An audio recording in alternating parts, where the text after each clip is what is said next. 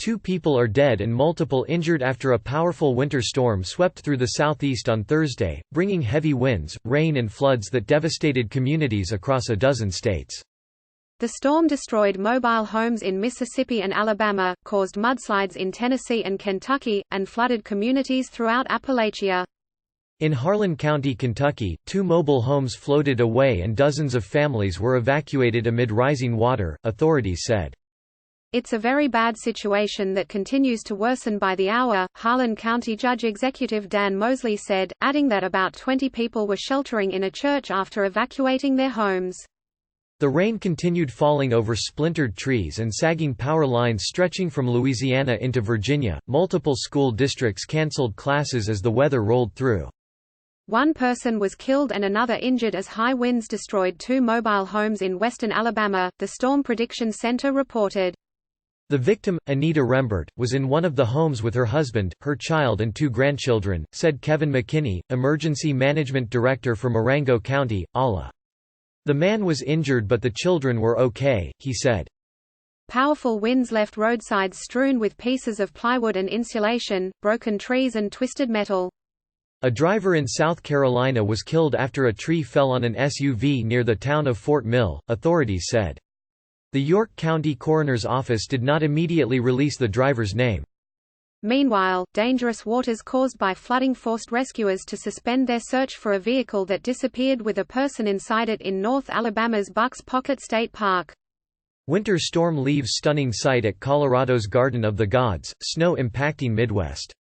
Tree limbs and fences were toppled when a confirmed tornado hit the Birmingham suburb of Helena, officials said, and some roads and parking lots were covered by floodwaters. Downtown streets also flooded near the University of Alabama in Tuscaloosa.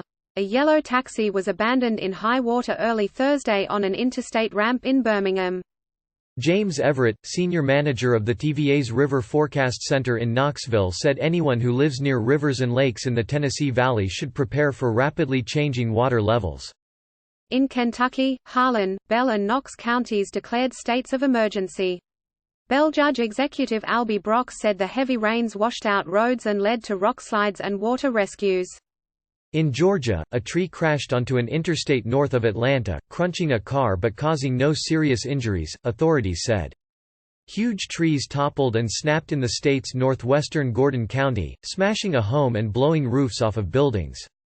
Severe winter weather in Europe leads to death of man in snow-trapped car, storms cause spatter damage. Students were told to shelter in place while tornado warnings were in effect in the Atlanta suburbs and at Athens University of Georgia. Children in the Lawrenceville area huddled in school hallways as the weather moved through. Residents at a nursing home in West Virginia were asked to remain inside after a road leading directly into the facility buckled during heavy rains. Click here to get the Fox News app. The airport in North Carolina's largest city evacuated a control tower and advised people to shelter in place because of a tornado warning. Charlotte Douglas International Airport later tweeted that an inspection of its airfield showed no damage. More than 400 flights into and out of the airport were cancelled Thursday. More than 172,000 homes and businesses were without power across the South, according to PowerOutage.us, and the rain was forecast to continue into Friday across much of the region. The Associated Press contributed to this report.